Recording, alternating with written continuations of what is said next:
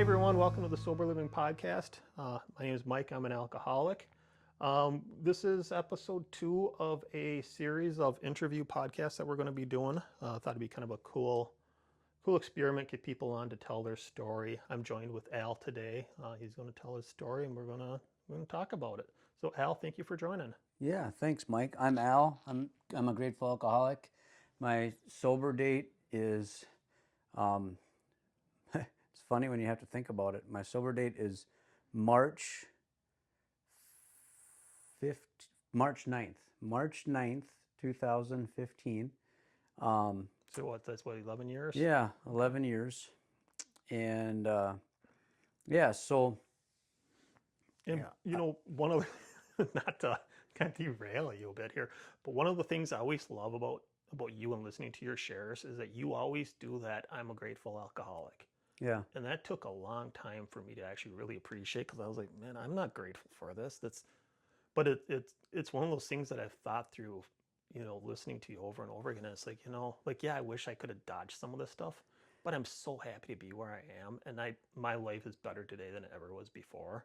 Yeah. And I'm grateful for that. I'm grateful for the friendships I've got and the people I've met and opportunities I never would have had without it. I was a little bit in your camp with it when I was at meetings, when I was new to the rooms, and I would hear certain people say it, and it was almost like the word recovered or recovery, grateful alcoholic recovery. It would always trigger something in me, and it would be, I just didn't really understand it. And now that I'm at where I'm at in my recovery, it's the only way that I describe it. I'm a grateful alcoholic. My life is just so different and so centered around the program and all of the people that I associate with, all my friends. I have very few friends that aren't in the program, and so I'm very grateful to be an alcoholic. I came by it pretty honestly. I don't know when it all happened, but things were really comfortable. I felt safe, and it was warm. And then I was born, and everything kind of went to hell in a handbasket from there. I didn't start drinking until I was about 12 years old. And before that, and most of the stuff that I've been in the program for 11 years, and most of the stuff that I talk about, I've kind of stolen from other people. So my sponsor made me listen to a lot of speaker tapes when I was new in the program. I had to kind of immerse myself in AA to get my head screwed on straight.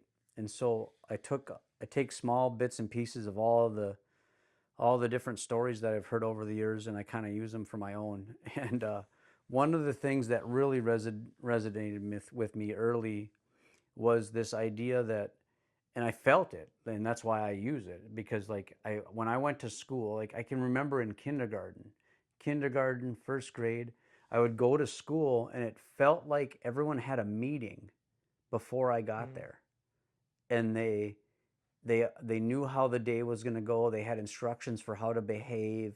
They understood the process. They understood where they were going to sit. They understood the norms of behavior. Sure. And I was never at that meeting. I'd show up after that meeting was done. And I just never felt comfortable in school, at home, growing up in the neighborhood, like everything. I felt like I didn't fit in. And in sixth grade, it was either sixth grade or in the summer going into seventh grade. So I was about 12. And one of my friends, he had, his dad was normal, I guess. He had a cabinet, big cabinet, and had a little lock on it, one of those little miniature locks like you could win in a gumball, one of those 25-cent gumball machines. Yeah. And we could pick it with his sister's, with one of his sister's hair clips. We could pick that lock. And it was full of just hundreds of bottles of booze. And like I said, he was a normie. He was just a normal drinker. So there was always booze in those bottles. Yep. And I was staying overnight at his house. and we got into some of those bottles and we made drinks. You know, we mixed stuff up, tried to mix stuff up, didn't know what the hell we were doing, made some messed up concoctions, but God, that would have been dangerous. yeah, it didn't really matter what it tasted like though, because as soon as I took a drink, it was like a spiritual experience, I guess. It just changed the way that I felt in the world. It changed everything. I mean, it was like the promises, but you know, I felt like I felt like I could talk to people. I felt comfortable in my own skin. I felt stronger, smarter, funnier. Everything about my life was just changed for the better at that time. And it's sort of hard to be a daily drinker when you're 12. So I basically started looking forward to the weekends, you know, Right. for those sleepovers, I guess. And yeah, and the first time I drank, I got drunk. I got really drunk, and I don't remember, you know, any of the details of it. I just remember the way it made me feel. And then from that point on, I was just living for the weekends. And I was like a chameleon. I could hang out with, we had this rec center in town where everybody'd go roller skate, and all the skateboarders, the skaters would hang out front and try to do tricks out front. I could hang out with the skateboard kids. We were really close to an Indian reservation, Sure. and I grew up with neighbors that were Native American, and so I could hang out with the res kids and not get beat up by them somehow, and till later on. But I just it just I just had, everyone was my friend when I was drinking. I could get along with everyone, and maybe the guys that were making fun of me, maybe those jokes rolled off my shoulder, you know, just kind of rolled off my back a little Yeah. bit easier. And I grew up, like I said, we were about 3 miles from an Indian reservation, and I grew up in a small town in North Dakota, and it was just accepted. It was just part of the culture that kids were going to drink. They were going to experiment with drugs and drinking, and it was like an accepted part of the culture, it seemed like. Yeah, and I think that was also kind of the time too, because I know you grew up in North Dakota, but like Minnesota, Wisconsin, it's what you do. It's kids drink and it's expected, and we all smoked at the same time too, and it's so I think things change a little bit, but yeah, I can relate with that. Yeah. We'd go to the grocery store. We'd walk to the grocery store and get a gallon of milk and like a carton of cigarettes for our parents, you Yep, know. yep, Those were the times, you know. It was just different. You could go to the grocery store and you could find in where I grew up, you could find a bum behind the grocery store that would go in there and buy you booze, yep. you know, when you were 14 years old or 15 years old. So it was just a common thing. And then I got older. I don't remember getting my driver's license. I remember when I started driving, Yeah. and I think I think it really took off once I got to that point. I don't know what grade it was in, seventh, eighth grade. I don't know. You can get your license really young in North Dakota apparently, or your cousin will give you a car to drive, one or the other. I'm not really sure what the hell the deal was, but once we started driving, um, there was kids in middle school that had their driver's license before. Wow. So we were in eighth grade. There was kids that had their driver's license in eighth grade. I don't know if it was farm permits or what, but Yeah, probably. then we really started to party, and then we started to drink during the week. You know, it wasn't just waiting for the weekend. There were times where we'd skip school and we'd go drink, and we'd skip school and go to the grocery store and have people buy us cigarettes, and then if you're doing that, you're gonna get into the booze. You know, it was just, I don't know, it was just crazy times, and because of the, I don't know what you want to call it. I'm not very good at being politically correct, but there was a lot of racial tension in the city that I grew up in, or the town, small town that I grew up in. So there was a fight every single day. And so we'd go to the grocery store, get cigarettes, get chewing tobacco, have somebody go get some booze, and inevitably there was going to be a fight that broke out, and we were always looking for the fight, and we were always looking to take the edge off, always looking to get some booze. Yeah. And it went on like that for a long time. I wasn't a good student. I'd have straight F's and D's until it was time to really lock in and get them up to C's. I barely passed classes. My parents just put them through hell. I did the same stuff in high school where it's like I was bringing home so many F's on my report card where my dad said, if you bring home another F, I'm going to ground you for the quarter. I think I was grounded once like 3/4 of the school year, including the summer. And I graduated with like 3 extra credits. It's unbelievable just how, just wasn't there. Yeah. I can relate. And I don't, my parents weren't like absent, Yeah. but they just couldn't control me. They didn't know what to do with me. Yeah. They were just, I'm the oldest of 3 kids, and they tried to bring us up. I went to Catholic school until 6th grade. That's probably half the problem right Yeah. there. The funny thing is about that, so I've kind of turned the corner on that a little bit.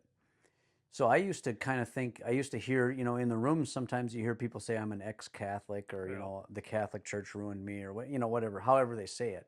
But I honestly believe that there's something about alcoholics. I don't know if it's, I don't know what it is, but there's something about alcoholics where we don't receive the information the same way that other people Yeah. do. Yeah. I had 2 sisters. They grew up in the same house. They went to the same Catholic school. They had the same parents. They had the same teachers in the Catholic school, the same nuns, the same priests, and they have a vibrant, healthy Catholic Christian faith. And I pushed away and revolted from, I pushed away and I did not receive the same message. I didn't receive a message of a loving God that can help me in life and help me have a functioning, happy life. I was going to hell. Yeah. I was acting in a way that what I was hearing, I wasn't told I was forgiven and that God was love. I was told that I was going to hell. Yeah. That's what I received anyway. And I wonder if part of that is the rebellion, right? Where it's that rebellious streak in us where we want to drink, right? We know that it's illegal, and let's go and do it, or whatever that aspect is, and then let's rebel against church and what we're told, and rebel against the institutions. That was definitely my case, and it's, I hated school. I didn't want to be there. I didn't want to go to church. I didn't want any of that stuff. Yeah, it's just, I don't know. It's just how we receive it or something. I don't know what it is. And yeah, my parents didn't drink. So I didn't grow up in an alcoholic family. In the last couple of years, I've had conversations with my dad that I've never had before, and my mom and my dad. And it turns out there is alcoholism in my family. I had some uncles on my mom's side, and some really messed up family dynamics, but not in my immediate family. And then my dad, his uncle was an alcoholic, and then I know for sure that my dad's mom she was actually raised by, there were so many kids in her family. She was raised by like her aunt and uncle, and there was a lot of alcoholism in that family and a lot of abuse. And so she never drank. She was dead set against it, but she was a very, very untreated Al-Anon or untreated adult child of an alcoholic. Yep. And it really, really affected the way that my dad was raised and the way that my dad grew up. And so I can't blame that. I got no excuse there, I guess. My parents weren't alcoholics. But then when my sisters were born, shortly after my sisters were born, I'm 3 years older than my sisters, and I kind of moved in. I didn't physically move in, but I spent the majority of my time at the neighbor's house. At the neighbor's house, my best friend was just 2 houses down, and his parents drank every day. I don't know that they were alcoholics. They were hard drinkers. They drank every day. And so I grew up around alcohol in that way, like in the home, at the neighbors. And one of the things that I always found interesting, and I started using it too. When I drank, I would say this too. But one of the things that the neighbor's dad told me, we were sitting around and he was drinking, and he looked at me and he said, "Your dad doesn't drink." And I said, "No, he doesn't. You can't trust a guy that doesn't drink." And I don't know. I don't know that Weird.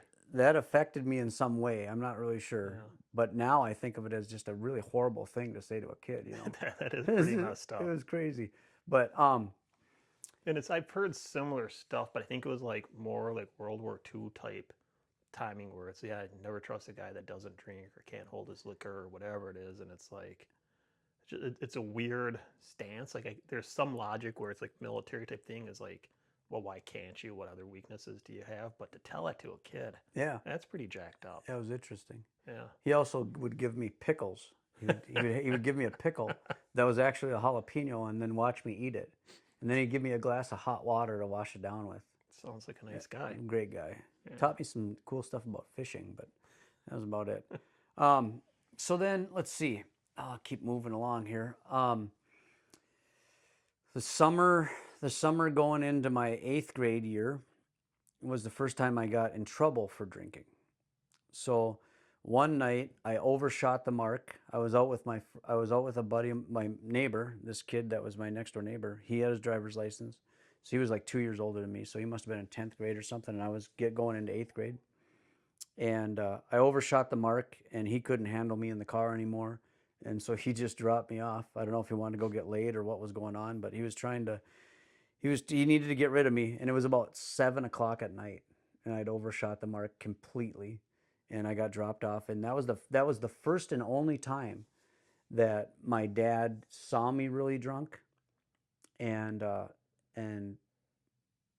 got really upset. He got very, very upset and very, very angry and did a lot of screaming. And he never really hit me a lot, but he was mad. He was mad. He didn't physically abuse me, but that night he gave me some whoopings on my butt. That's for sure.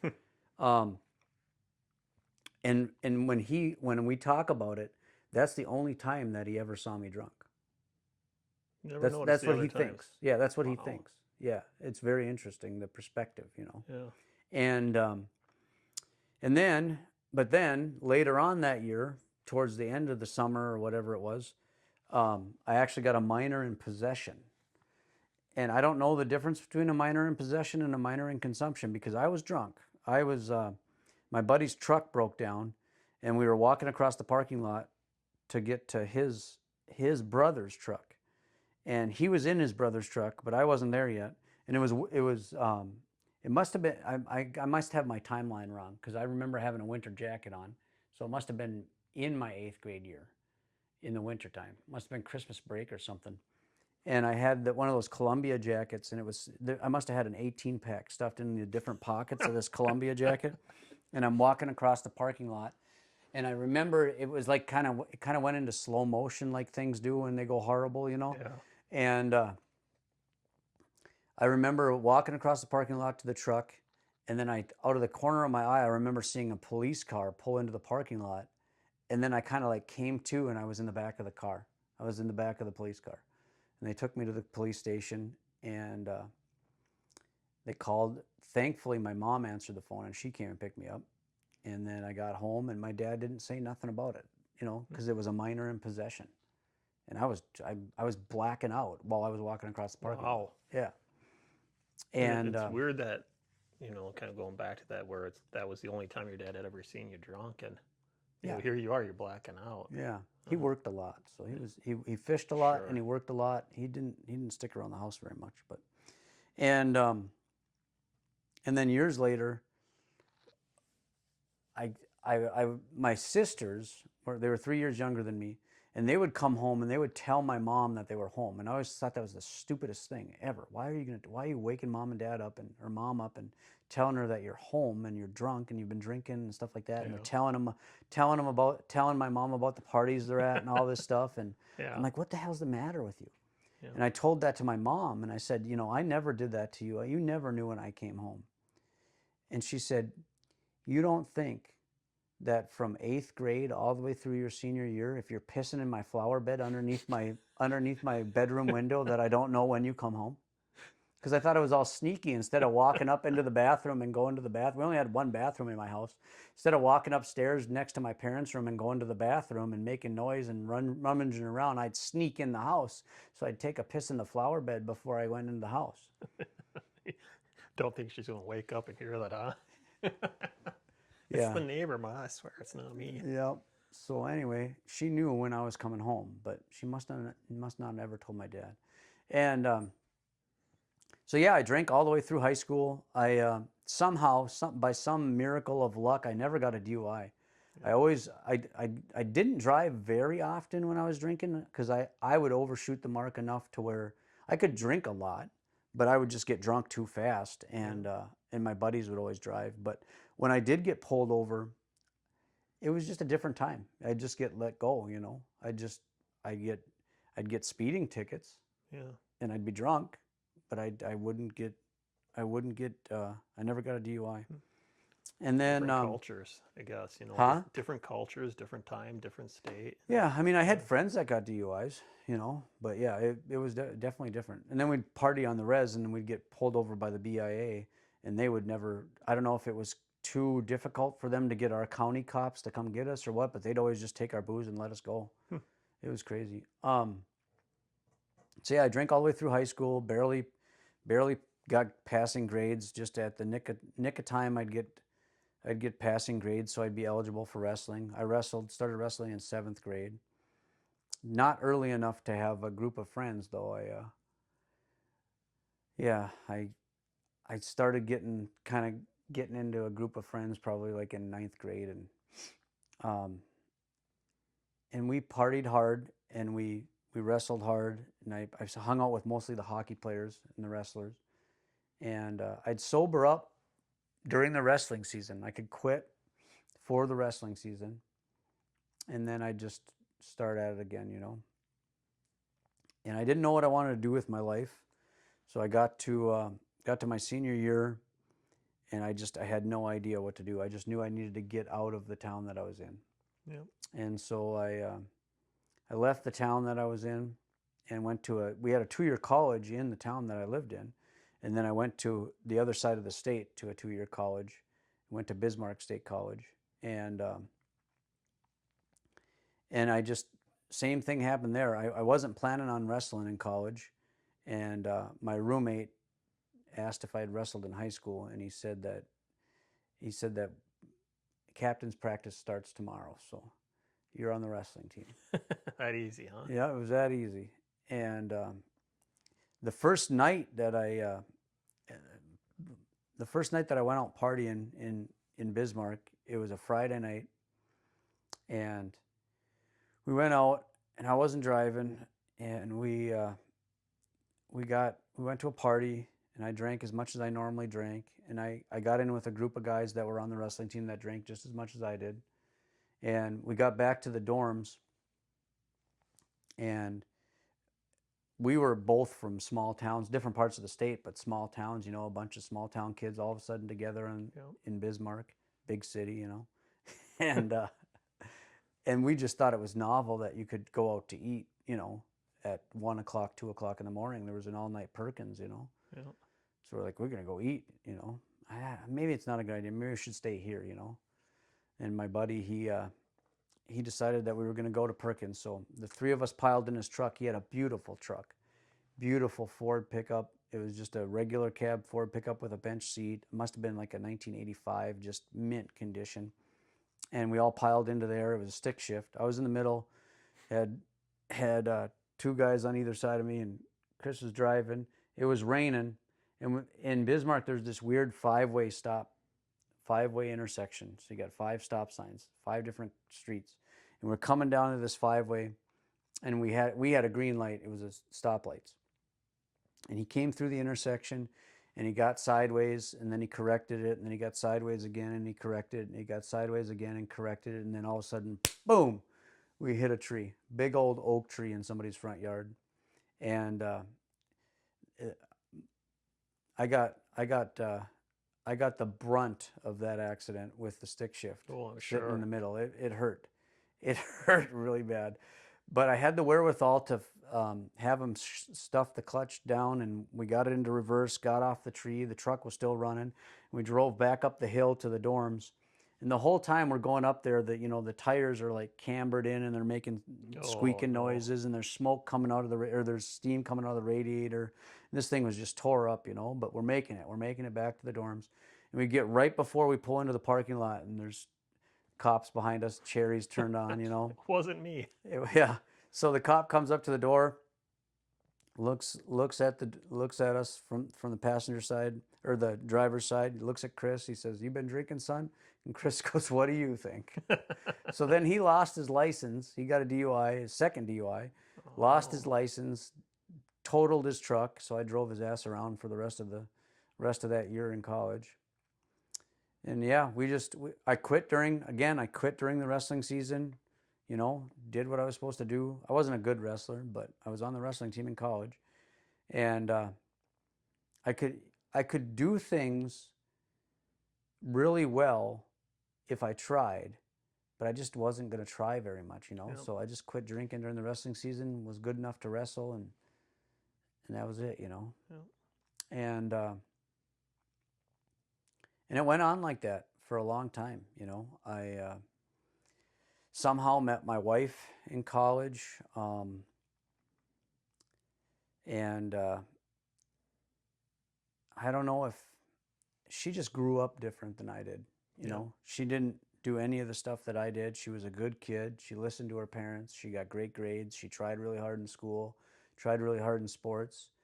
And I guess that she'd never experienced what we were doing, going to parties and drinking and stuff like that. She didn't drink, she'd stand by the keg in the kitchen. I'd post her up by the keg in the kitchen, and two of my friends would be always by the keg. And I trusted them, and they'd stand there and talk to her, and I could never stand still at parties, so I'd do a couple laps and talk to everybody and drink as much as I could, and then I'd stop back at the keg and see if she was okay, and she'd still nursing the same beer. And after a couple hours of that, 3 hours, 4 hours of that, she'd leave and get a ride home or whatever, and I'd still be there. And she lived in an apartment across the interstate, across 94 from the dorms, or from the college, and it was probably a 3-mile walk.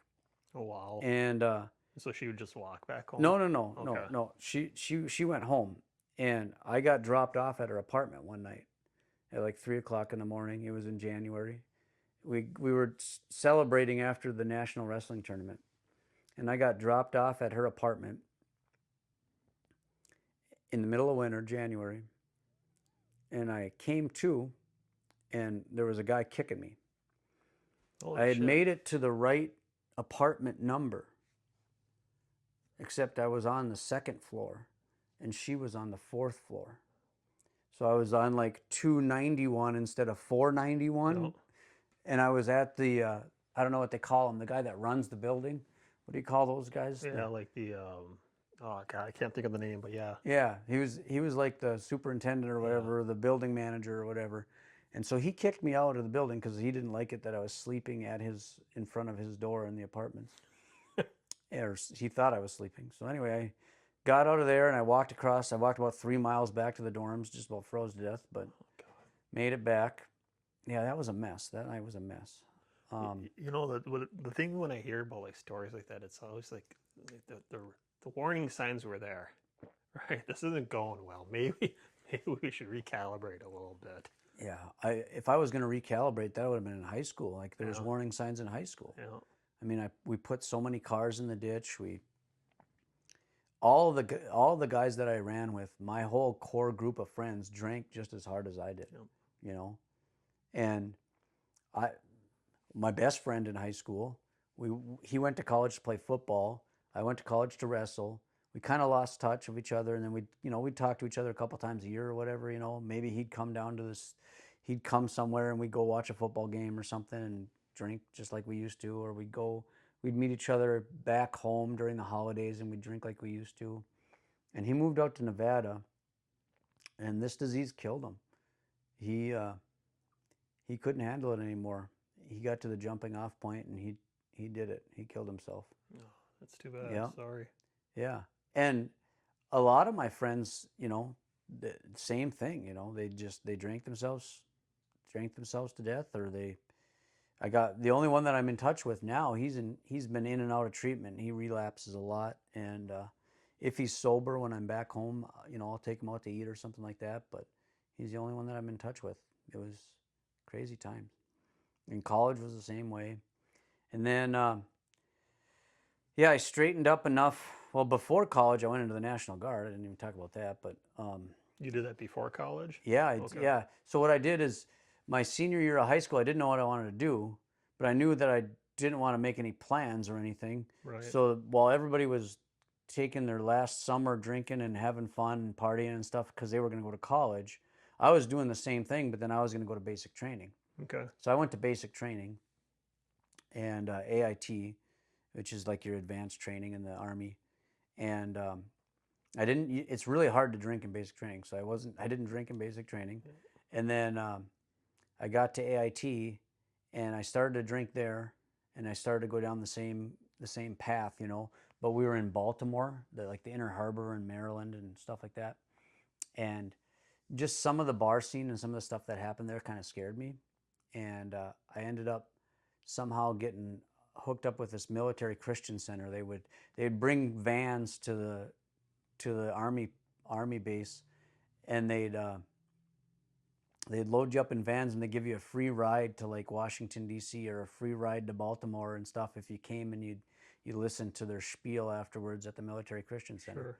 So I kind of had like a born again experience there, like I found Jesus or whatever, and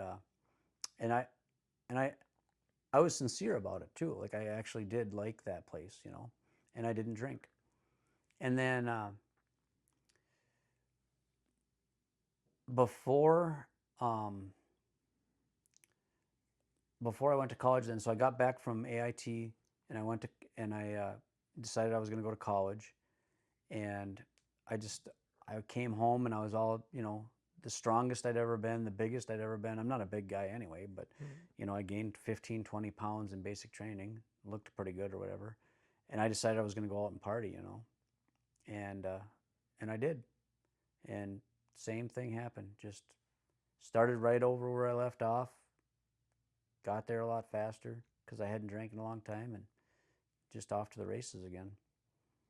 Then I went to college and, like I said, wrestled in college, and then got married and moved to Minnesota here, got a job, and yeah, I don't know. I spent a lot of time trying to figure out what was wrong with my marriage. Did a lot of gaslighting.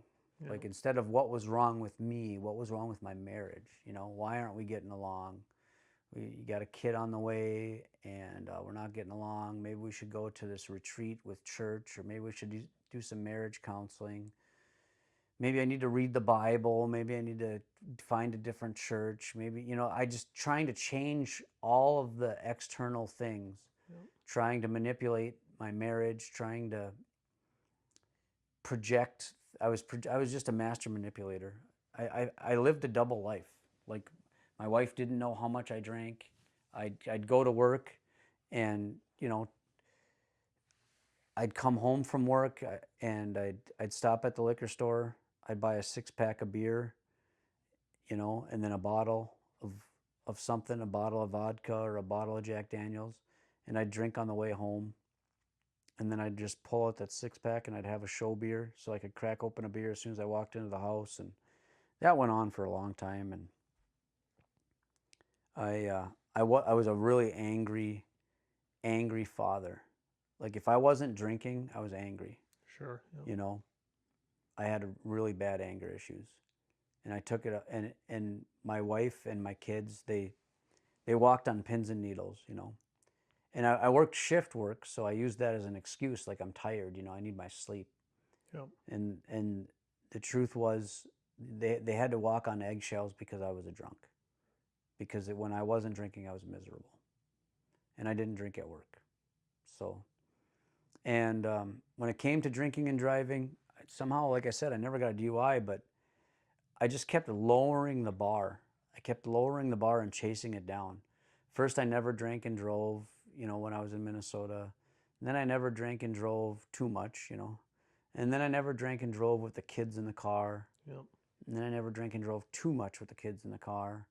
And I never drank and drove to where they could see me drinking when they were in the car. And it just kept on getting worse and worse.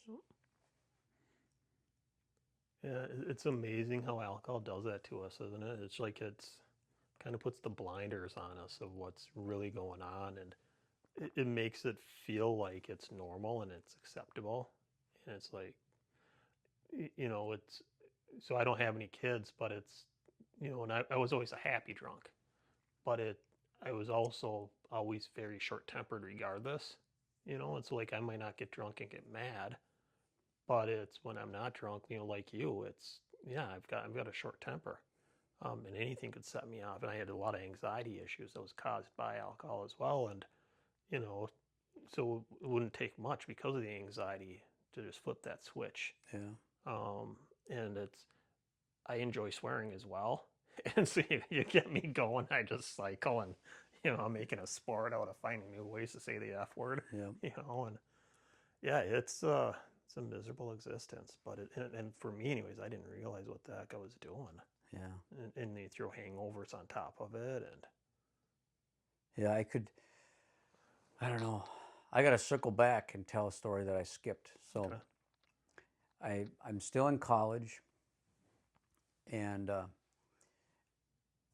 it was always one of my life dreams. It's going to sound goofy, but I was a huge Kiss fan. And the rock group Kiss, Yeah. they were having their like 17th comeback tour or whatever, where they put the face paint back on, and they were coming back, and they were going to go to the Fargo Dome. So I couldn't get anybody from college to go with me. Nobody was interested, I guess. And so I called one of my buddies from high school, and we were both Kiss fans, and we got tickets to this concert. And I wasn't 21 yet, and I think I was 20. And we drove to Fargo to go to this Kiss concert. And before we went to the Fargo Dome, we went to the Ground Round.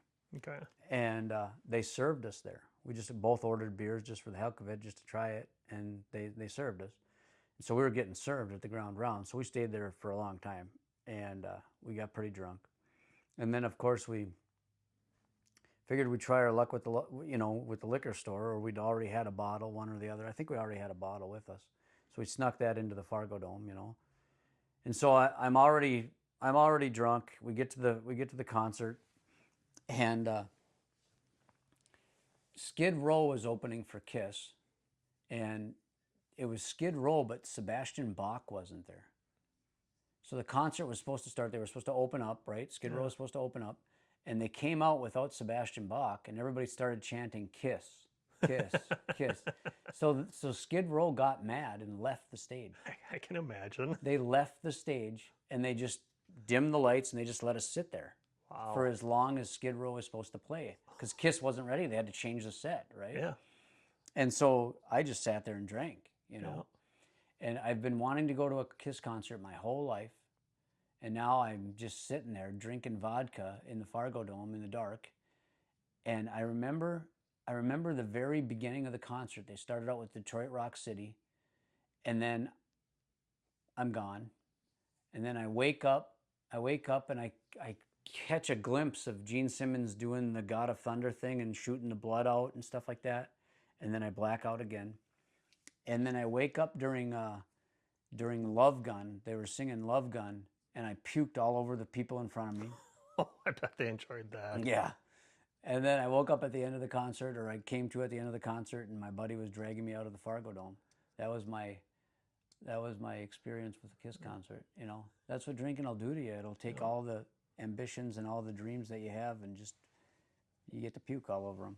And then I got engaged, right? So now we're back to college now, right? Yeah. And I'm engaged, and this is after the Kiss concert, and we're gonna get married after we graduate. And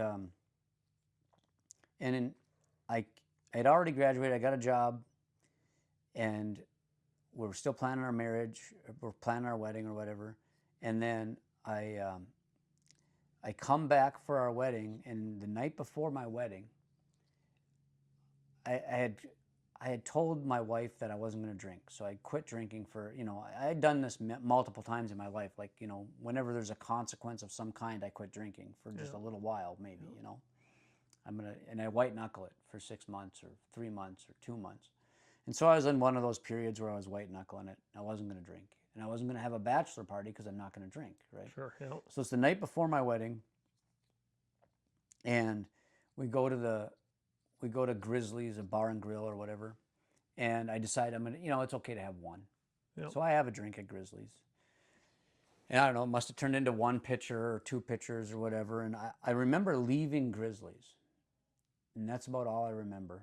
And then we ended up at the Broken Oar, which is a bar over in Mandan, North Dakota.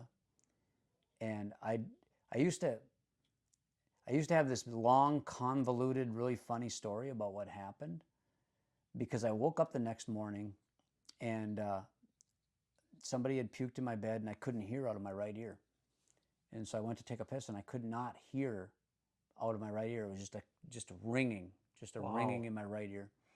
And I made up this story about what happened. About, we were at the Broken Oar in Mandan on the Missouri River, and there was these tiki lights on that I extinguished, and I threw these chairs in the river, and these bouncers didn't like it, and there was a band there, and the bouncers didn't like getting punched, and then they, whatever, and they put me in the car, and they didn't take the class where they put the guy's head down before they put him in the car or whatever. And I made up all this shit. Yeah. The truth was, I don't barely remember leaving Grizzlies. I don't remember getting to the Broken Oar, and I woke up the next morning, I could not hear out of my right ear. So my guess is my buddies were probably trying to drag my ass into the car, and I probably punched one of them, and then they put me in the car, and then my head bounced off the top of the car, and I got nerve damage in my right ear. I lost half my hearing the night before my wedding. That's not good. Yeah, so every time I drink, I either couldn't control the amount that I was going to drink, or I couldn't stop when I drank, It just, something bad was always going to happen. So then, so I'm married. I got 2 kids. I got 1 on the way. I left my job. I started a new job. I'm trying to solve my problems by reading the Bible and going to Bible studies, and then working shift work and drinking while I'm arguing over email about what we talked about at the Bible study. Such a hypocritical, crazy thing, and because I know everything, and I'm a genius. Just ask me. But I can't figure out why my wife wants to leave me, and why she's miserable, and why I'm just such a mess, Yep. And so, which probably only made you want to drink more, right? Yeah. Because I was a better dad when I was drinking, I told myself, because I could stay calm. I wouldn't get so angry. I wouldn't yell at the kids. My kids weren't hiding underneath the table thinking their dad was going to kill them, Yeah. And so, I don't know. She stuck with me for whatever reason. And my last drunk, it was Sunday, and we're at my brother-in-law's house, and my mother-in-law and my father-in-law and my brother-in-law and all the in-laws are there, and I don't know. We were at his house, and he's a normie, just like a lot of people, and he's got a cabinet full of booze, and I'm a servant, so I make coffee. I go in the kitchen and I make coffee, and I bring everybody coffee, and I make myself some coffee, but my coffee mug is just for show, Maybe if somebody's in the kitchen, I might pour a little coffee into the coffee mug, just to make it look good. Yeah. But then when I'm getting coffee for everybody else, I open up the cabinet, and there's all these bottles of booze that never get drank, so I got to help them out, You got to do something for him, right? Yeah, and I used to be able to do that when I was at his house. I used to be able to have 4 or 5 glasses of booze, and I'd be okay. And for whatever reason that day, I had one. I had one coffee mug, big Yeti mug full of whatever the hell it was, rum or something. And my tolerance just was gone. And I was blackout, stumbling, fucking drunk in a very short period of time. And it's like 2 o'clock in the afternoon on a Sunday. and my wife has to apologize to her parents, and she has to tell the kids I'm sick, and piles everybody in the minivan, and got to drive back home. Took us like an hour to get to Hastings because I had to have her stop, and I had to throw up so many times, and I was just sick, and it was just one drink. Yeah. And I'm a functioning alcoholic when I drink, and so I just slept like 16 hours through and went to work the next day on Monday. Yeah. And I came home, and when I got home, she was sitting on the couch. The kids were off playing somewhere or at the neighbors or something, and she had that look in her eye, that look like why did you do it again? Why are you Yep. burning our lives to the ground again? And if you would have hooked up a lie detector test to me at that moment, everything that I said was true. I believed it with my whole heart, and I was being totally honest. And I said, I'm going to quit. I promise. I'm never going to drink again. And I would have, and I believed it, and I would have passed the lie detector test. And then this weird twitch happened in my brain. I can't explain it. I said, but I got to quit Friday. This is Monday. Yep. But I got to quit Friday because I got these tickets to the casino, to this beer and wing fest. And I told the guys, I organized it, and I told the guys at work that we were going to go. And I got 10 tickets to this beer and wing fest. And so I'll quit Friday. Yeah. So this story right here, this is the genesis or the kicking off point for where I wanted to start this whole podcast, was that specific wing story. And so here's the question that I've been dying to ask you ever since I first heard this, probably like 3 or 4 months ago. What did you do? Did you go to the wing fest? No, so that was Monday. And she said, if you don't stop drinking, I'm going to leave. Okay. After I said that, because she was just blown away by it. Like, she just didn't understand it. And I didn't understand what I was saying either. I was just insane. And she said, I've already talked to my parents. I'm going to take the kids and I'm going to move back to North Dakota with my parents if you don't stop drinking. And we had already been going to couples counseling. Yeah. And so we had I can't remember the timeline, but maybe it was Tuesday or Wednesday. We had an appointment with our therapist, and we went there. And so she was finally able to open up to this therapist. And I'd been telling the therapist that I drank, every night when I came home, just to take the edge off. I'd have 1 or 2 or whatever, like a normal person, Yeah. I wasn't telling the therapist how much I actually drank. So that's another recommendation that I have, is if you're going to go to therapy and spend thousands of dollars on therapy, it's maybe a good idea to tell the truth, because otherwise I know for sure it doesn't work if you don't tell the truth. But anyway. Makes sense. Yeah. My wife was able to open up and share. And so then I was able to tell the truth about how much I drank. And so the counselor looked at me and said, can you try something? Can you go to Alcoholics Anonymous? And so I said, yeah, I'll try it. I'll go to Alcoholics Anonymous. And so I think it was a Friday meeting or a Thursday meeting. I can't remember. And I went downtown. I went to the Alano Club, and I went in there and I shook a couple guys' hands. Some people greeted me that I know today, and it was a topic meeting or whatever. They didn't have a first step meeting for me or anything, but I listened, and I was just overcome with emotion, and I just felt like I belonged. Like they were talking about drinking. They were talking about the way they drank, and it was the first time I've ever heard anybody talk about it.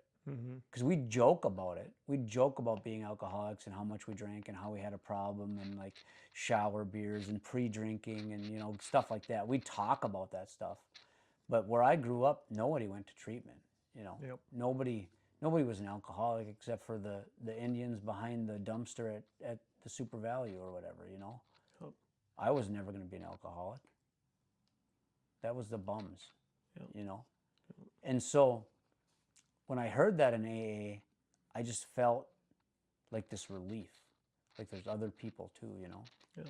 And then I went to that meeting, and I said I'd go to another one, and I went to Monday night, and I walked in, and for the 2 guys that met me there that said hi to me, it was just another Monday night. They were just, watching the door, waiting for newcomers to come in. And I imagine they just drew straws or something, or flipped a coin, or asked each other who's, which one's got more guys that they sponsor. Sure. Yep. And the guy that would become my sponsor walked up to me and he said, if you want to be free from this, if you don't want to have to drink anymore, there's a way out. And I said, yeah, I don't want to drink anymore. And they did a first step meeting, and I cried, and I couldn't share. I couldn't share for a while in AA. And my sponsor said that, we'll get together next week. I'll come to your house and we'll talk about it, and we'll get a game plan together. And he came to my house, and he was pretty old school. He sat down with me and my wife, and he explained to her that what we were going to do, that we were going to work through the steps of Alcoholics Anonymous. He explained what Alcoholics Anonymous was and how it wasn't like, it wasn't a miracle. Well, I know today it's a miracle, but it wasn't like the only way to stop drinking. And he explained that, I was going to be gone a lot. I was going to go to a lot of meetings, but when I was with him, I wasn't going to drink, and that over time I'd get better. And my wife accepted that, and that's what we started doing. Started working the steps. I started reading the big book every day, or every week with my sponsor, sitting down with them for 2 hours a week or an hour a week here and there, and calling them, just about every day, and we went to lots of meetings, and I listened to lots of speaker tapes. That was one of the things that my sponsor really, really, really impressed upon me, was to get all the stuff out of my head that wasn't related to recovery. Sure. So just everything you thought, ate, drank, and slept, recovery, basically. Yeah, like I on the way back and forth to work, I would have an AA speaker in my car. If I was driving somewhere, I'd with my family or something, I'd plug in some headphones or figure out a way to listen to a speaker tape. Every time I traveled, we'd make a plan. I'd be going back to North Dakota, and he'd talk to me about finding meetings and make sure I was spiritually fit and stuff like that, and just started working through the steps. And I got to I overcomplicated things because I wanted to understand things perfectly. I have to understand things perfectly, and kind of overcomplicated my 4-step, and made that way more difficult than it needed to be. It didn't take me a very long time, but the week that I was trying to figure it out, I was overcomplicating the crap out of it. But I did it, and I thought that the things that I was going to share were going to be like the most horrible, grossest, most embarrassing things that people have never experienced or done, Yeah. And I thought my sponsor was going to, I don't know what I thought. I just thought that he was just going to think it was just the most devious, grossest, unimaginable stuff, Yeah. And my sponsor's a guy that's sponsored a lot of guys, and he's heard a lot of 4 steps. And we were in his living room, and he had the fireplace going, and it was nice and comfy, and he had his dog laying at his feet, and he was in his lazy boy, and I was sitting on the couch, blubbering and crying and blowing snot bubbles and stuff, and telling everything about myself, I got to the really juicy parts, and I look over, and he's sleeping. That's how impressed he was by my uniqueness, by my unique story of depravity. Awesome. He was so impressed by my unique story of depravity that he fell asleep. He fell asleep. Yeah. So then we had to pause the 4th step, and I'd been overcomplicating it for a week, and we had to pause it, and I had to start over the next day. How demoralizing is that? Yeah, but it put things in perspective. Gosh. Nothing is really that big of a deal. Yeah. Nothing is something that a guy that's worked people through the steps hasn't heard before. Yeah. We all have the same stuff. We do, and that's one of the things when I did my 4th step with Greg is, he said, he told me flat out, there's nothing you're going to tell me that's going to surprise me or is going to bother me. He says, short of telling me that you've murdered somebody. He's like, that might be a different story, but he goes, Have you murdered somebody, Mike? No? Okay. Don't worry about it. There's nothing you've got that will bother me. And that was a relief, you know. And then afterwards, he shared his 4-step with me as well. And, Yeah. you know, it was Yeah. good. Therapeutic. So, then so I did my 5th step, worked on, did 6 and 7, started my 8th step list. And that was one thing that I learned from my sponsor too, is that you hear some people in AA, there's some non-big book stuff that goes around the room sometimes, you know, like people talking about burning their 4th step and stuff like that Right. after they do their 5th step. And that was one thing that my sponsor was pretty adamant about, you know, we're going to keep your 4th step. And he actually kept it. He kept it because Oh, that's cool. because I was concerned that the notebook would get found or whatever by my wife or something like that at the time, you know. And he said, well, I'll just keep it because you're going to need it. And so that's why I don't know. I like to emphasize that because I hear people talk about burning their 4th step, and I think, well, how the heck are you going to make your 8th step list? You know, part of your 4th step list is going to be on your 8th step, you know.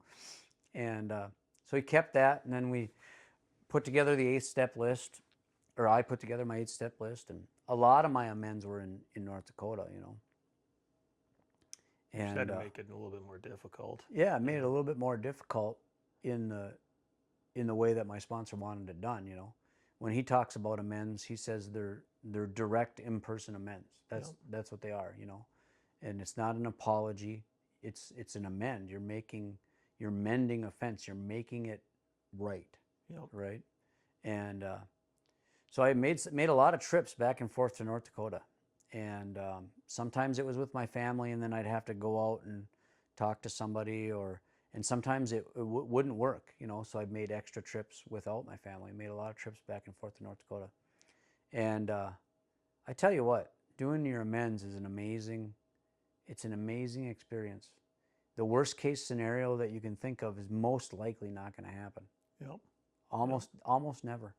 I was so amazed by the reaction that I got from people. And some stuff was kind of just downright comical, you know. Like, I was all worried about this amend that I had to make, where after we were deployed with the National Guard, there was these Conex boxes that were left at the camp that we were at, and they weren't ever going to go back to the right place. Like, we didn't know where they were supposed to go, and it was like a Conex box full of tools. So we all just divided up the tools and took them home, you know. Right. And so I had my garage full of these tools that I was probably never going to use because I'm not a mechanic, but they were really nice tools, you know. And so I had to figure out how to give them back to the Army National Guard. Nobody really wanted them. It was kind of weird. But so I got a hold of my company commander. That was my company commander when we got activated. And I tried to talk to him, and he was like, I'm connected to a different unit now. You can't bring them to me. I don't know. You got to bring them to the National Guard in Devil's Lake. And so I brought him to the guy in Devil's Lake, and he didn't really know how to handle it. It was very interesting. It was very interesting how he received it. He didn't. I don't know. I thought it was going to be so much harder than it was. Yeah. Every time I did an amend, I thought it was going to be so much harder than it was. And they just turned out so much more freeing. It was just freeing. Yeah. That's one of those things I need to personally work on too, is it's like I haven't done mine with my brother or my sister-in-law or my sister and brother-in-law. And it's part of its time. You know, my brother lives in Hastings. My sister lives in Cottage Grove. It's like, come on, you don't have time to do that. You know, I've had a few opportunities where I could have done it with my brother, but it's like, I don't want to say I chickened out, but pride kind of kicked in. Where it's like, you know what, he's done stuff too. He can apologize. And so it shouldn't be that hard though. And I think we make it harder than it is. One of the things that I did that helped me with some of those that were kind of like that is I wrote some stuff down, like some cliff notes, and then I actually practiced it, and then I set aside time where I knew I would have an out. Sure. So I didn't do it at like a family function where I got to spend the rest of the day with the people, or where I'm trapped in a house with them or something like that, Right. And so I would set up time, just go out for a cup of coffee, Yeah. or go for a walk or something where there's just a finite amount of time and you have an out, Yeah. And that really helped with a couple of them. With my sisters, that's what I did with my sisters. Sure. I went back to visit, and then I took them out for a cup of coffee, or we went for a walk, and I don't know, it just made it easier, and I had it kind of practiced, and I talked to my sponsor about it, and I'd actually rehearsed some of them with my sponsor so that I was more prepared, and then it kind of didn't give me that Right. that little inkling that I could back out, Sure. Yeah. That makes sense. Yeah, and I've got, there's a couple for me where it's like the person lives in a whole other country, and it's like, but it's also unless it hurts them or other people, you kind of got, I don't want to call it an out, but it's, I received from some feedback or guidance where it's like, yeah, maybe that's when you don't need to worry about, or, it's the person that I know I'll never see again. Yeah. Like, I remember I went to, I think it was like a Thanksgiving or something like that. I went to a Buffalo Wild Wings after, and I don't know, I just started talking to this guy next to me, and I just continued to drink and get drunk, and he's like, "Oh, I gotta go." And I mean, I was telling him my life story, shit I shouldn't be telling him. And he comes back 2 minutes later and he sits down next to me. He's like, "Yeah, my sister wanted me to grab some wings too, to bring back." And for whatever reason, it just kind of flipped in my head, like, what if this guy's a cop? And he's waiting for me to leave so that he can arrest me for a DWI. And so I asked him about that. And he's like, "Dude, I've been sitting next to you this whole time drinking too. Why do you think I'm a cop?" And I couldn't shake it. It was like my brain was just tripping over it. And I'm like, "I think I had too much to drink." He goes, "I think you had too much to drink like 2 drinks ago." I'm like, "Yeah, you're probably right." So I went up and I went to the bathroom. And a minute later, he comes into the bathroom. He sees me. He goes, "Oh, you're in here." He turns and walks out. Oh, wow. And I'm just like, I just laughed. I thought that was the funniest thing in the world. But I feel so bad about that, And it's like, how do I don't know his name. I don't know. I think this was in Apple Valley. I got no idea who he was. How do you make amends for that other than a living amends? Well, I think that one's like, that's an example of Yeah. one of those ones that we probably dig too deep on, Yeah. and it's just, it is a living amends, I think. Yeah. I think there's like, how do you make an amends to an entire nation of people? Yeah. Yeah. I was a racist asshole to Native Americans. How do you make amends to that? Like, Yeah. I don't, how do you do that? I don't know. But what I do now is I don't do that stuff. I don't treat them that way. I don't say those things. I don't tell those jokes. And then when I have an opportunity, I try to talk to them. I try to have conversations with them. I try to meet them where they're at, and go to Gopher State and have some fry bread. Yeah. That's what I do. And one of the amends that I didn't make. So this is just the craziness of being an alcoholic, even when you're not drinking. Just the way the mind works, and the way that we're just narcissistic, or I was just a narcissistic, crazy person. I had a girlfriend in high school, and we were still dating when I went to basic training. So the whole time I'm in basic training, you don't have a phone. Maybe a phone card. Maybe if somebody sends you a phone card, you can use a phone card, on the payphone, but you got Sure. 5 minutes to make a phone call, So you write a lot of letters, right? And I pretended that I was like this ladies' man. I had like remember when we used to give out graduation pictures, or Yep. your senior pictures, Yeah. those little wallet-sized senior pictures? I had a senior picture hanging in my locker of every girl that I went to high school with. That was even like a 7 and above, for high Yeah. school, like they were my best friends or like my girlfriends. I had them all hanging in my locker. Some of them probably wouldn't even like barely talk to me, but I had them hanging in my locker. So anyway, But I did have a girlfriend, and she was probably the first steady girlfriend that I actually had, really. I wasn't much of a ladies' man at all. And I was writing her letters like I was in love with her. And like the whole time I was in basic training, telling her how much I missed her and how much I couldn't wait to see her. And I got back from basic training in between basic and annual train, or in between basic training and AIT in Maryland. And I had a week of leave, and then I had to go to Maryland. And when I came back to visit, I broke up with her because I wanted to spend time with my buddies and drink. So for the whole basic training, the whole time I'm gone, she's thinking that she has this solid relationship and this guy that loves her and can't wait to see her. And I came home and I broke up with her so I could go drink with my buddies. Oh, God. Yeah. So that one, I think to myself, okay, I just have to reorientate the way that I show up for people in my life. Yep.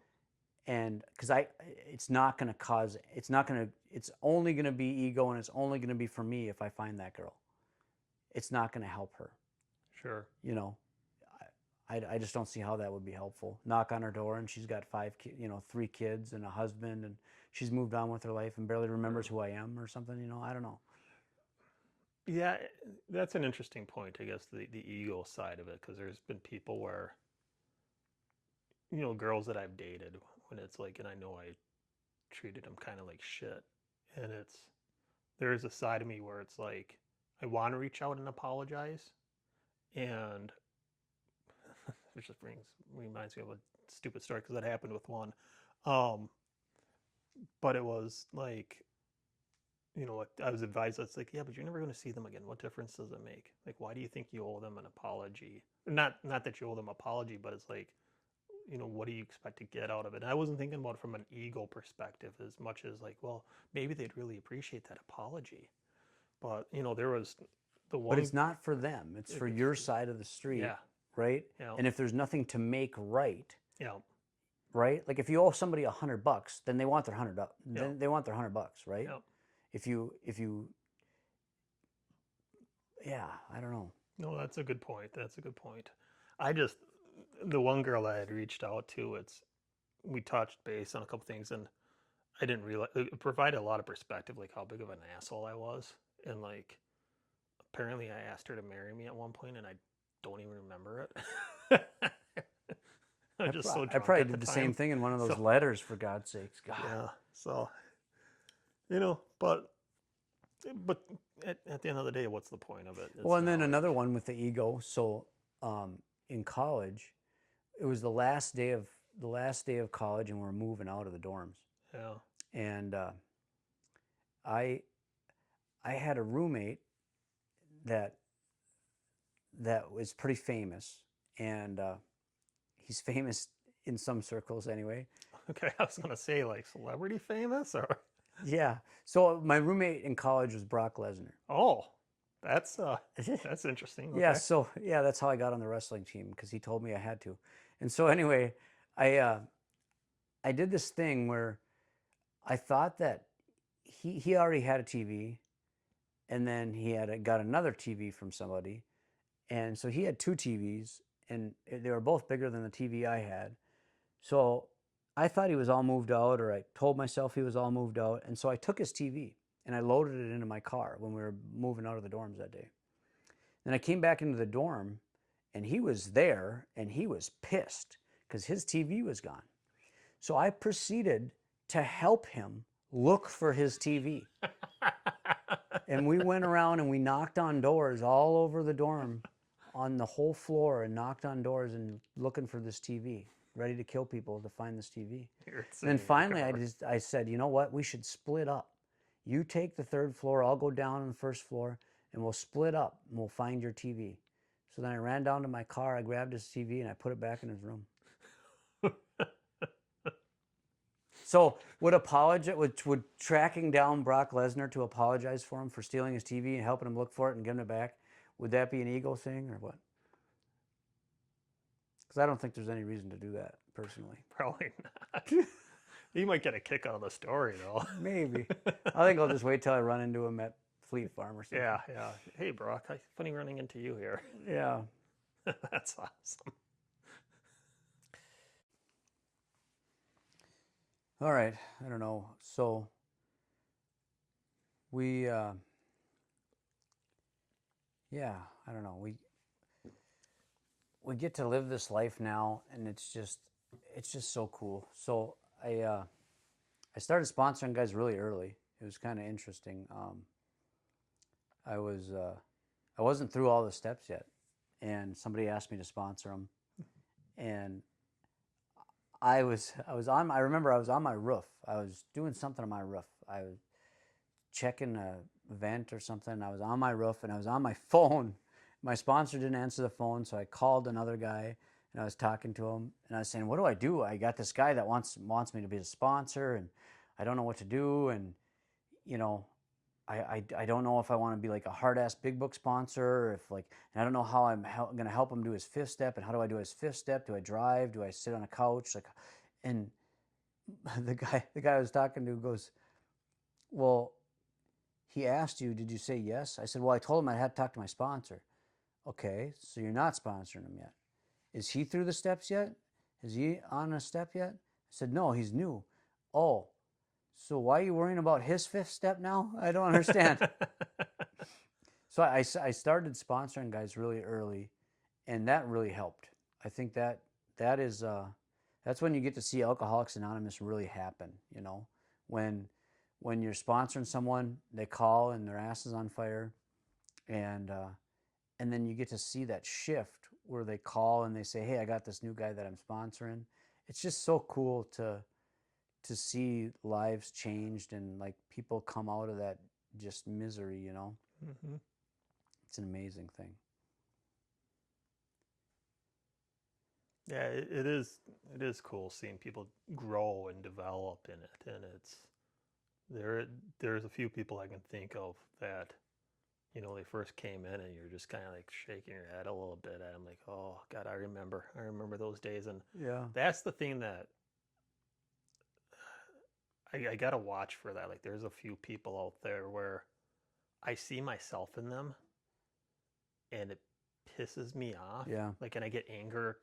I feel anger and resentment towards them. Yep. But it's not them. Yep. It's myself, because I see myself there. Well, it's good that you have enough self-awareness to recognize that, because I don't know if everyone recognizes that. Like, some people will talk about that and they don't recognize that, and you have to remind them. Or if I'm sponsoring them, I remind them. I'm like, well, maybe there's something about that guy or that person, their character, the way they're acting, the way they're reading, the way that they're sitting in their chair, whatever the hell it is.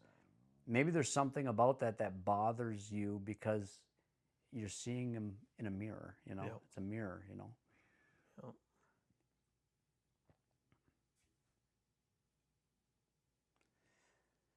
So yeah, I think this is just a much better life. I don't know how to say it in a different way. If I have no regrets. My story is my story is how I help people. It's just so much easier to have a purpose in life. Yep. I never had a purpose in life. Same And here. now with Alcoholics Anonymous, I have a purpose in life. It's just simple. Yep. You know, wake up every day and just try to figure out how I can help people and make phone calls. I just had a long drive, had a 400-mile drive today, and I must have called, 6 different people in the program, maybe 8 different people in the program. 4 of them maybe answered the phone. I left 4 messages, Yeah. But it's awesome, Yeah. because that's what we do, And I got a couple calls that came in, and my kids get to see it. My kids get to go to events and stuff like that, and they see the power in this program, and they see the power in, like, even if hopefully they don't become alcoholics, but if they do, there's a chair for them. Yep. But they see how having connections and having friends and having real honest conversations with people and then also having a network of people that you can rely on, how important that is. And it's just cool. That's one of the things I like the most about AA, I think, and sobriety is just the friendships and the honest conversations you Yeah, can you don't have. have to talk about the damn weather. No, no, or pretend to care about what some game or something else, or it's like I'm not a sports fan. It's like if you want to talk Star Wars, we can talk Star Wars for hours. Yeah, but But you feel comfortable yes, enough to tell me that, yes, so we don't have to yes, talk about the shit that I want to talk about that you don't care yeah, about. yeah. And that's something that is just missing in normal interactions with people that aren't in the program. Well, it's outside of being a kid, all of my friendships were based on drinking, and it's like if it wasn't at a bar or at your house, but beer in hand, it's what was the relationship? What was It's like all the conversations is all window dressing for drinking. Yeah. It's just and it was stupid conversations about what. Like I had one of my buddies, the old roommate of mine. He would start talking about gun control in the middle of a bar here in Hastings while we're half drunk. It's like I'm not talking about gun control with you right now, dude. Like we're in a bar in Hastings. Like no, shut up. I don't want to talk about this. Is stupid. I don't want to talk politics right now when we're drunk. And it's just, but that's the way it is. And you know, but I've got so many more friends and real friends, good friends here in the program that I never had before. And it like I maybe had two friends before, and it's like I said, it's all based around drinking. And what else would I be doing tonight if I wasn't sober? I would have gone out, I'd have a couple of beers and wake up tomorrow miserable and another existence and wanting to just get done with work so I can have a couple more drinks. And Yeah. I don't know. It's a better life. Yeah, there's so many things that you get to see and you get to experience, Mm-hmm. One of my favorite things, I didn't do it this year because I was so tired, but one of my favorite things about Gopher State, and I'm going to make a point to do it next year, is to go to the karaoke. Yep. When you experience karaoke, 99% of the time, it's people that have no talent that get enough liquid courage to sing very, very poorly. Yep. At Gopher State, it's like the complete opposite. The people that sign up are the people that have enough talent and want to showcase that talent. Huh. It's so cool to watch sober karaoke. I couldn't do it in the past. Because I've heard about the last 2 years, and it's like I don't like watching karaoke when I'm drunk. Why would I want to watch it when I'm sober? Because it's actually entertainment. They're actually singing huh? well, and they don't even have the music. You know how normally the music is so loud that it can drown out the horribleness? Yeah. No, people play piano, they play the guitar. It's awesome. Interesting. You have talented people up there singing, and they know the songs because they pick the songs. It's not just they think they know the songs, It's pretty cool. Yeah, that roundup is a pretty neat thing. It is. Yeah, it's a pretty neat thing. It's a lot of God moments, I think. I remember at this last one here, at the very end, I think it was the third step prayer, and I damn near broke down crying. I had to physically stop talking and reciting the prayer and just try to compose myself. And I was just having a God moment, and just another spiritual awakening. And it's just like, nope, we're not going to bust out in tears and have Kleenexes and all that other fun stuff. And I shouldn't have stopped myself. I shouldn't have been ashamed of it, but I should have embraced the moment. But there's just so many great moments there, though. And it's just the prepping for it, the planning for it, the people there, all of it. It's amazing. Mm-hmm. And it's, I feel bad for people that are in the program and can't make it there and they don't get to experience it. But I also feel bad for like those that are still suffering and have no idea that this exists, or the normies that they don't get to see it and experience it. It's just my wife tells me about like people that will she has this ability to get people to open up to her. Okay. She doesn't go to Al-Anon anymore, but she's got a lot of Al-Anon background, and she learned a lot and helped my recovery a lot by being part of Al-Anon. Um, and for whatever reason, she just has this natural ability where people want to open up to her. So she finds out often about people in our community that are really struggling, usually like husbands of wives that tell her about it, you know. And yeah, I just hope that they get to that sick and tired of being sick and tired point and show up at a meeting, you know. Yep. Yeah, it's amazing. I got so many like you said, you know, I probably had 3 friends that were kind of friends. Now I look at my phone, I look at my contact list, and it's just full. Yep. It's just full of people in AA that have been where I'm at, that trust me, and I trust them, and we just get to do life together. It's so cool. Yeah.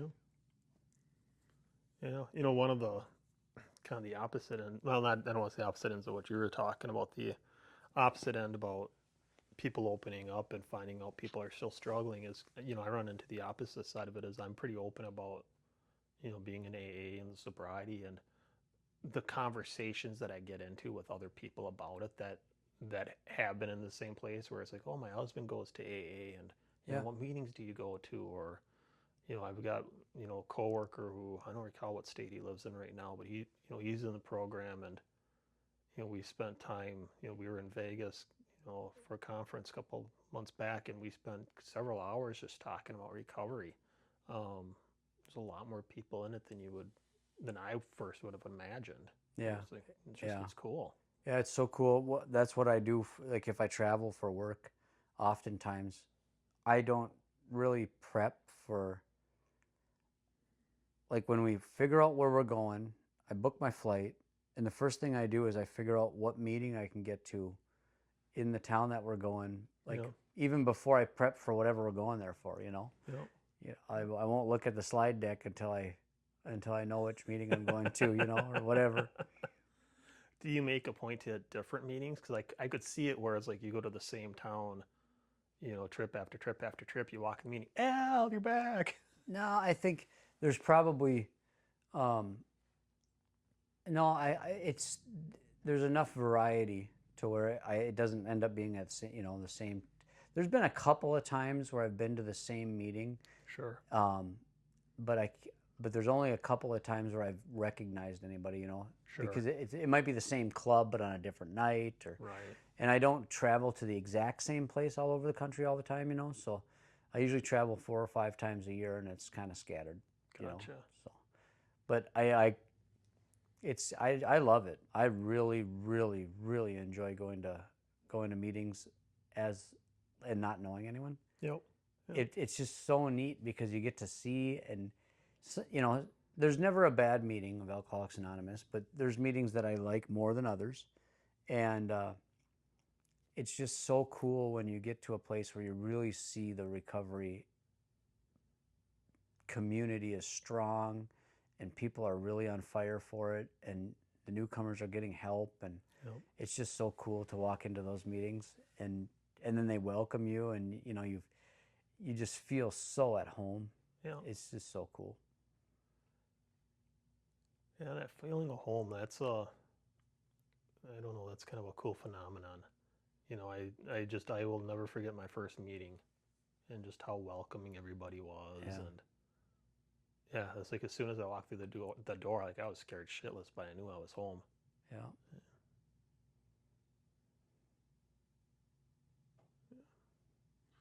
So what do you say? Should we wrap this up? Got any other words of wisdom you want to add? Yeah, well, you know what?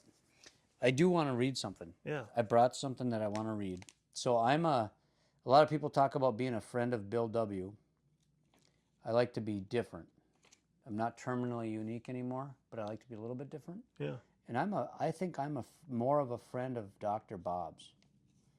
And so I overcomplicated a lot of things in life, and I overcomplicated parts of my recovery early on.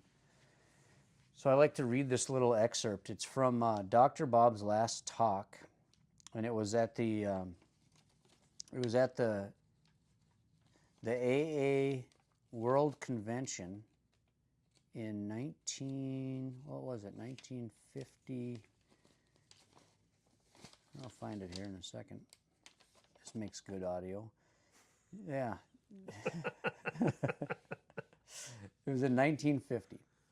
So in 1950 at the AA World Convention, and I'm not going to read the whole thing, but this was Dr. Bob's last talk, and I'm going to read just a little excerpt of it.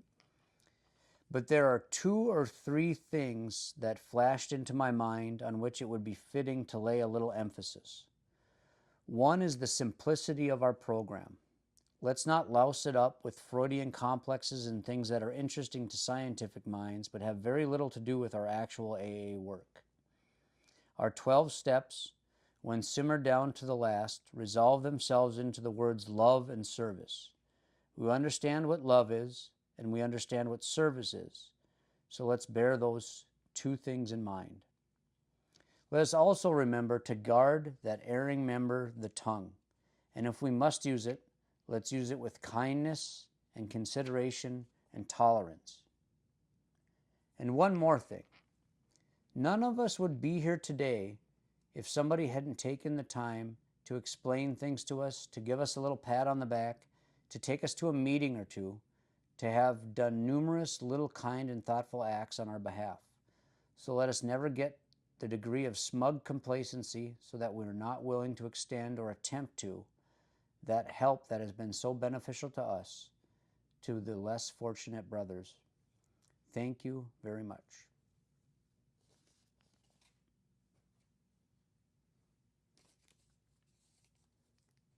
Always like that.